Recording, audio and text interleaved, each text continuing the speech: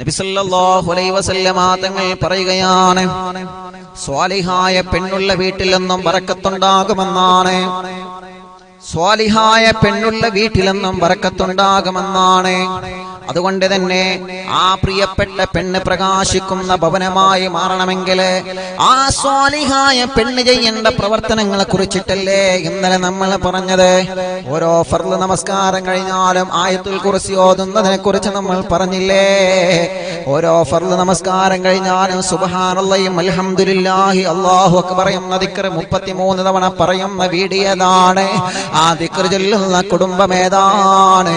ആ കുടുംബത്തിൽ അല്ലാഹു വലിയ പ്രകാശം ചൊരിയുമെന്ന് ഇന്നലെ നമ്മൾ പറഞ്ഞതാണ്. മാത്രമല്ല നബി സല്ലല്ലാഹു അലൈഹി വസല്ലമ തങ്ങൾ പറയുകയാണ്, അങ്ങനെ ആയത്തുൽ കുർസിയും ഈ ദിക്റുകളും ചൊല്ലുന്ന കുടുംബത്തിലേക്ക് ഒരിക്കലും തന്നെ പിശാചിന്റെ ശർറ് വരൂല, ഒരിക്കലും തന്നെ ഇബ്ലീസിന്റെ ശർറ് വരൂല. നബി മുഹമ്മദ് മുസ്തഫ സല്ലല്ലാഹു അലൈഹി വസല്ലമ തങ്ങൾ പറയുകയാണ്. അതിന്റെ ബാക്കി ഭാഗം പറയട്ടെ. അല്ലാഹുവിന്റെ ഹബീബ് പറയുകയാണ്, പിന്നെ കുടുംബ ജീവിതത്തിൽ സന്തോഷം ലഭിക്കണമെങ്കിൽ ഒരു ഈമാനുള്ള പെണ്ണ് ശ്രദ്ധിക്കേണ്ട പ്രധാനപ്പെട്ട മറ്റൊരു കാര്യം ഏതാണ്? അല്ലാഹുവേ, ആ കുടുംബത്തിലുള്ള പ്രിയപ്പെട്ട വാപ്പയുടെയും ഉമ്മയുടെയും മക്കളുടെയും മരുമക്കളുടെയും എല്ലാത്തിന്റെയും ആരോഗ്യത്തിന്റെ അടിത്തറയാണ് ഒരു കുടുംബത്തിലുള്ള ഒരു വീട്ടിലുള്ള അടുക്കള എന്ന് നമുക്കറിയാമല്ലോ. നമ്മുടെ വീട്ടിലുള്ള അടുക്കളയുണ്ടല്ലോ, ആ കുടുംബത്തിന്റെ ആരോഗ്യത്തിന്റെ അടിത്തറയാണെന്ന് നമ്മൾ മറന്നു പോവണ്ട. അടുക്കളയുടെ രാജകുമാരിയായി വായുന്നത് പെണ്ണേ നിങ്ങളല്ലേ. അടുക്കളയുടെ നിയന്ത്രണം മുഴുവനും നിങ്ങളെ കയ്യിലല്ലേ. അതുകൊണ്ടാണ് ഹബീബായ സല്ലല്ലാഹു അലൈഹി വസല്ലമ തങ്ങൾ പറയുന്നത്, ഭാര്യയുടെ അരമനയാണ് അടുക്കള എന്നുള്ളത്. ഒരു ഭാര്യയ്ക്ക് ജീവിതത്തിൽ ഏറ്റവും വലിയ കുടുംബ ജീവിതത്തിൽ ഭാര്യ ഏറ്റവും കൂടുതൽ ഇടപെടുന്നത് അടുക്കളയിലാണ്. ആ കുടുംബം കഴിക്കുന്ന ഭക്ഷണത്തിന്റെയും എല്ലാത്തിന്റെയും അടിത്തറ അടുക്കളയിൽ നിന്നാണ് വരുന്നത്. അതുകൊണ്ട് ഇസ്ലാമികമായ രൂപത്തിൽ നിങ്ങൾ അടുക്കളയിൽ പെരുമാറണേ. അടുക്കളയിലേക്ക് ഭർത്താവിന് വേണ്ടി ഭക്ഷണം പാചകം ചെയ്യാം. പെങ്ങളെ, നിങ്ങൾ പോകുമ്പോ നിങ്ങളെ കുടുംബത്തിലേക്ക് വന്ന അതിഥികൾക്ക് നിങ്ങൾ ഭക്ഷണം പാചകം ചെയ്യാൻ അടുക്കളയിലേക്ക് നിങ്ങൾ ചൊല്ലുമ്പോ അല്ലാഹുവിന്റെ മാലാഖമാരെ നിങ്ങൾക്ക് ചിറക് വിരിച്ചു തരുമെന്നാണ്.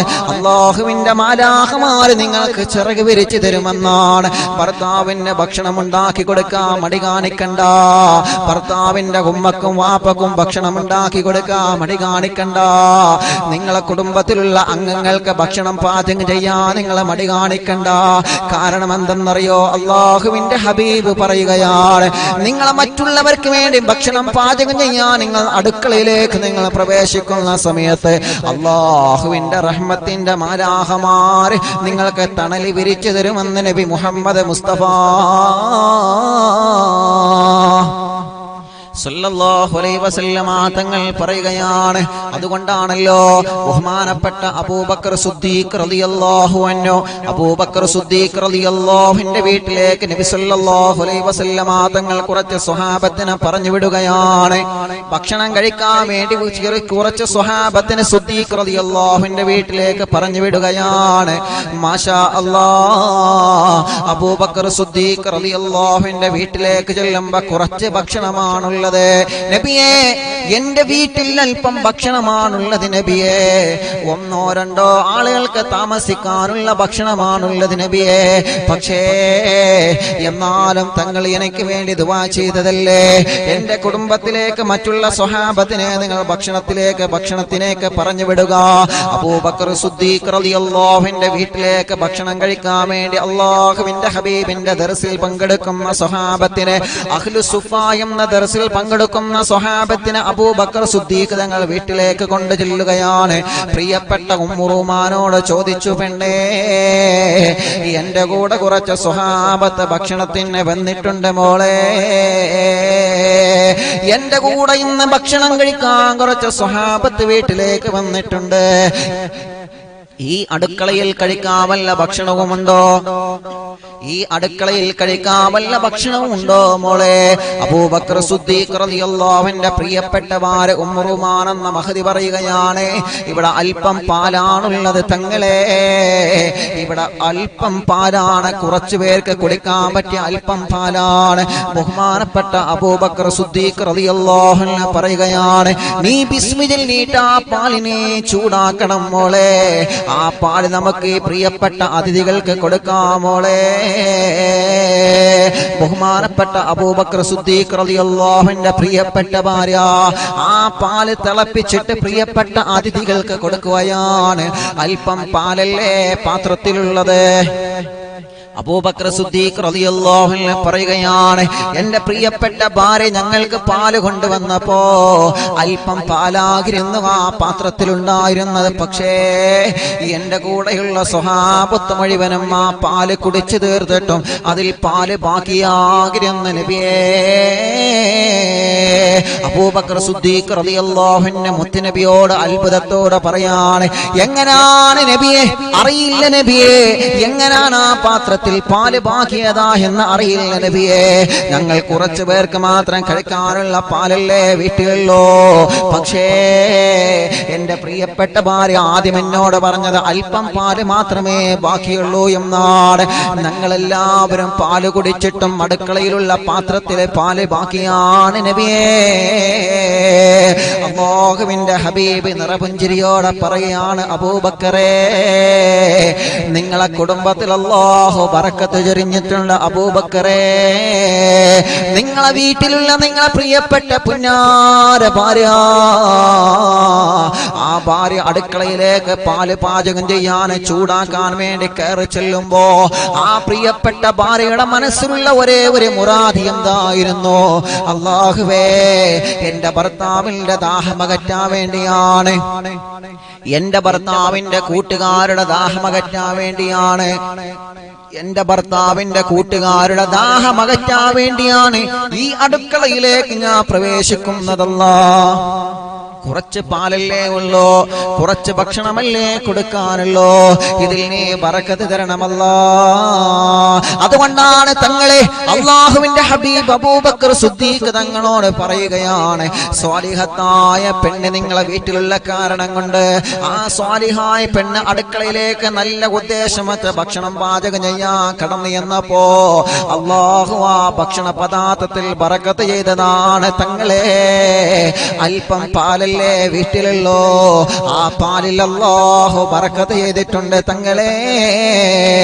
പെണ്ണേ, നിങ്ങൾക്ക് അല്ലാഹു തന്ന സ്ഥാനം എത്രയാണ്, നിങ്ങൾക്ക് അല്ലാഹു തന്ന മഹത്വം എത്രയാണ്, നിങ്ങൾക്ക് അല്ലാഹു തന്ന ബഹുമാനം എത്രയാണ്. അതുപോലെ പെങ്ങളെ, നിങ്ങൾക്ക് സ്വർഗം വാങ്ങാൻ നിങ്ങൾ അടുക്കള നിങ്ങൾ പരിപാലിച്ചാൽ പോരെ.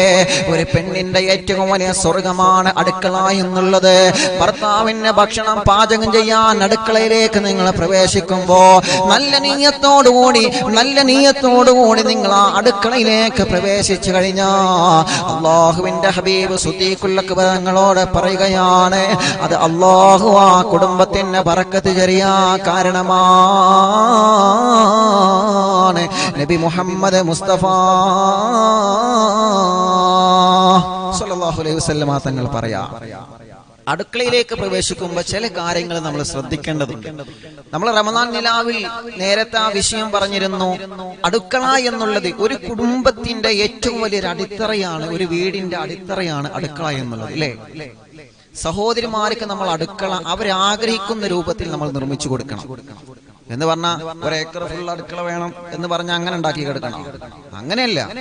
അവരാഗ്രഹിക്കുന്ന രൂപത്തിൽ. കാരണം നിങ്ങളൊന്ന് ആലോചിച്ച് നോക്കിയേ, നമ്മൾ പുരുഷന്മാരങ്ങനെയല്ല. നമ്മൾ വീട്ടിൽ നിന്ന് പലപ്പോഴും പുറത്തു പോകും, നമ്മൾ അവിടെ ഇവിടെയൊക്കെ കറങ്ങിയിട്ടാണ് വരാറുള്ളത്. ഇപ്പൊ കറങ്ങാൻ നിൽക്കണ്ടോ, ഇപ്പൊ ലോക്ക്ഡൌൺ ആണ്. സ്വാഭാവികമായിട്ട് നമ്മൾ അങ്ങനെയാണല്ലോ. പക്ഷെ സഹോദരിമാര് അവര് നേരം വെളുത്താൽ വൈകുന്നേരം വരെ അടുക്കളയിലാണ്. നിങ്ങൾക്കൊന്ന് ഭക്ഷണം തരാൻ അവര് പുറത്തു വരും, നിസ്കരിക്കാനൊന്ന് പുറത്തു വരും, ഒന്നേ കുളിക്കാനൊന്ന് പുറത്തു പോകും, വീണ്ടും വീണ്ടും അവർ പോകുന്നത് എങ്ങോട്ടാ? അടുക്കളയിലേക്കാണ്. അപ്പോൾ അവരുടെ ജീവിതത്തിലെ പ്രധാനപ്പെട്ട സമയങ്ങൾ ചെലവഴിക്കുന്നത് അടുക്കള എന്ന ആ സ്വർഗത്തോട്ടത്തിലാണ്. അതുകൊണ്ട് അവരുടെ മനസ്സിന് ഇണങ്ങിയ രൂപത്തിൽ നമ്മുടെ അടുക്കള ഉണ്ടാക്കി കൊടുക്കണം എന്നുള്ളതാണ് പുരുഷന്മാരുടെ ഒരു വലിയ ബാധ്യത. ഇൻഷാ അല്ലാഹ് അത് പുരുഷന്മാരെ കുറിച്ച് പറയുമ്പോൾ ഇൻഷാ അല്ലാഹ് നമുക്ക് അവിടെ വെച്ച് പിടിക്കാം. അപ്പോൾ സഹോദരിമാർക്കൊക്കെ സന്തോഷമായി. ഇൻഷാ അല്ലാഹ് അവിടെ നിന്ന് കാണണം. ഇൻഷാ അല്ലാഹ് നമ്മൾ ചർച്ച ചെയ്യും, സങ്കടപ്പെടണ്ട. അപ്പൊ അടുക്കള പെണ്ണ് ഉദ്ദേശിക്കുന്ന രൂപത്തിൽ നമ്മൾ അടുക്കള സെറ്റ് ചെയ്ത് കൊടുക്കണം. അടുക്കളയിൽ നിങ്ങൾ ഭക്ഷണം പാചകം ചെയ്യുമ്പോൾ വളരെ നിങ്ങൾ ശ്രദ്ധിക്കണം. കാരണം എന്താ? ഒന്ന്, അപകടങ്ങളെ കുറിച്ച് നല്ലോണം ശ്രദ്ധിക്കണം. അതൊക്കെ വരാതിരിക്കാൻ വേണ്ടി ഏത് വസ്തുക്കൾ പാചകം ചെയ്യുമ്പോൾ വുളു ഉണ്ടായിരിക്കൽ നല്ലതാണ്. വുളു ഉണ്ടായിരിക്കുക എന്നുള്ളത് നല്ലതാണ്. അതിന് പുറമെ അഊദു ബില്ലാഹി മിനശ് ശൈത്വാനിർ റജീം നമ്മൾ റമളാൻ നിലാവിൽ പറഞ്ഞതാണ് എന്നാണ് സാന്ദർഭികമായി ഓർമ്മപ്പെടുത്തുകയാണ്. തീ കൊളുത്തുന്ന സമയത്ത് അഊദു ബില്ലാഹി മിനശ് ശൈത്വാനിർ റജീം പറയണം. നമ്മളങ്ങനെ പറയാറുണ്ടോ? ചിന്തിച്ചു നോക്കിയേ.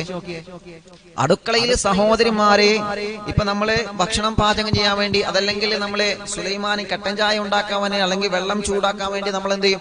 തീ കൊളുത്തും അല്ലേ? ലൈറ്റർ ഉപയോഗിച്ചിട്ടോ, അല്ലെങ്കിൽ തോക്കാണല്ലോ ഇപ്പൊ പല വീട്ടിലും. ഗ്യാസുമ്പിൽ ഇങ്ങനെ ടിക് അങ്ങനെ തോക്കൊണ്ട് വെടിവെക്കലല്ലേ.